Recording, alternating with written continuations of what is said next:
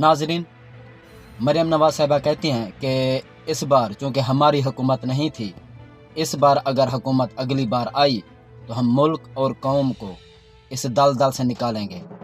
दलदल कौन सी भला? यही दलदल जिस दलदल में पीडीएम ने धकेल दिया अवाम को, इस दलदल से निकालने की बात कर रही है, यानी कि इस बात को तस्लीम कर चुकी है। दूसरा, अगर मुल्क और कौम दलदल में फंस चुके हैं तो ये तुमने तस्लीम क्यों नहीं किया? आज ये क्यों कह रही हो कि मुल्क को और कौम को इस दलदल से धकेलेंगे? इसका मतलब ये है कि तुम्हारे चाचे की हुकूमत जो है वो नाकाम हो चुकी है, जिसको तुम इखलाकी तौर पर मानने से कतराती रही हो। अब कहते हो कि अगर हमारी हुकूमत आ गई, हमारी मतलब नवाज शरीफ साहब की हुकूमत आ गई, तब मुल्क जो है तरक्की की राह पर गामजन होगा। तो मैडम, 30 साल नवाज शरीफ साहब हुकूमत कर चुके हैं और जो चुना तुम अब लगा रही हो वो 30 साल पहले कौम को लगाते रहे हैं। उसके बाद आते हैं जी बिलावल भुट्टो साहब, वो कहते हैं कि 70 साल से कौम को जो है बेवकूफ़ बनाया गया, कौम के लिए और मुल्क के लिए किसी हुक्मरान ने कुछ नहीं किया।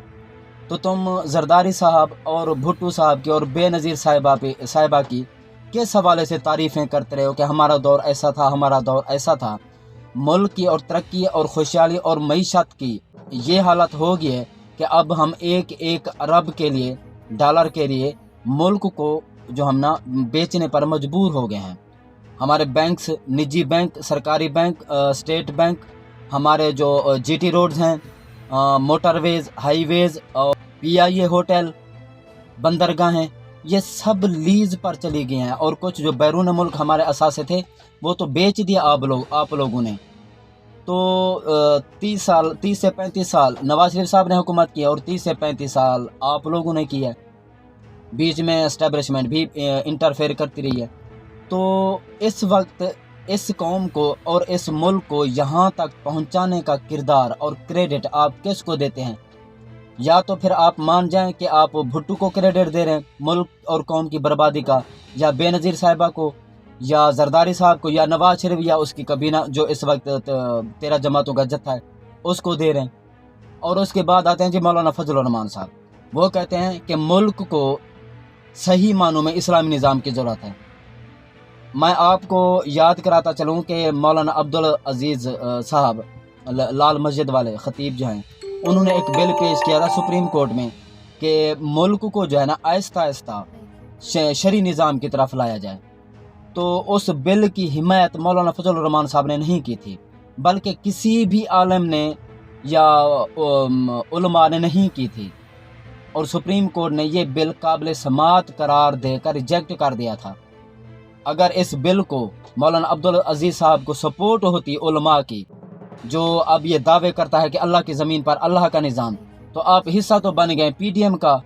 और पीडीएम में वही लोग बैठे हैं जो इस्लाम दुश्मन, मुल्क दुश्मन, जो मुख्तलिफ़ किस्म की एक्टिविटीज़ में शामिल रहे हैं। मेमो गेट, डॉन लीक्स और ड्रोन हमलों की इजाज़त देना और मुल्क की मईशत को तबाह करना, करप्शन, मनी लॉन्ड्रिंग, ये सब इनका ही जो है ना तरीका वारदात जो ये करते रहे हैं। और उसको आप सपोर्ट इस वक्त भी कर रहे हैं, आप भी कर रहे हैं, आपके कारकुन भी कर रहे हैं। हम बात जब करप्शन की करते हैं, जरदारी की करते हैं, नवाज शरीफ की करते हैं, तो मौलाना फजल रहमान के कारकुन जो है वो बीच में आकर दिफा कर रहे हैं मरियम नवाज साहिबा का, जरदारी का, नवाज शरीफ का, शहबाज शरीफ का, राना सनाउल्लाह का, इवन सब का, क्योंकि ये इत्तेहादी हैं। पूरा टब्बर चोरों का, करप्ट का जो टोला है, सब का दिफा करते हैं आपके कारकुन। तो आपकी तालीमात, आपकी तरबियत, आपकी परवरिश कहाँ गई? जब आप ही इस निज़ाम का हिस्सा हैं तो इस बार वोट लेने के लिए, आवाम को बेवकूफ़ बनाने के लिए आप ये सारा जो है बयानियाँ बना रहे हैं कि मुल्क को हकीकी जो है ना इस्लाम की ज़रूरत है सही मानों में। तो पहले आपने कोशिश, इसका मतलब ये कि पहले आपने कोशिश की ही नहीं।